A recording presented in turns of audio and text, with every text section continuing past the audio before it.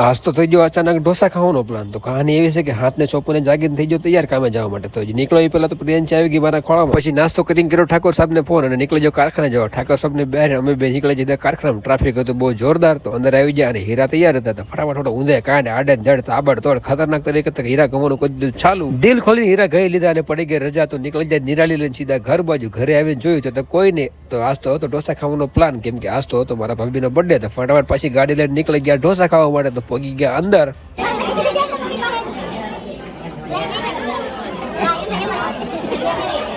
બેઠા બેઠા તો મને બહુ જ ભૂખ લાગી હતી, પણ કાંઈ આવતું નહોતું. તો ફાઇનલી આવી ગઈ છે ચટણી ને સાંભાર ને બધું આવી ગયું છે. તો સાંભાર આવી ગયા, પેપર આવી ગયા, બધું થઈ ગયું કમ્પ્લીટ. પછી કરી દીધું ખાવાનું ચાલુ અને એક થમ્સઅપ પણ મંગાવી લીધું. ખાવાનું તો બધું પતી ગયું. મુકવાસ ખાઈને આવી જાય બધા બારા અને પછી ગાડી લઈને પાછા નીકળી સીધા ઘર બાજુ. ઘરે આવીને તો સીધો હું હુઈ જ ગયો.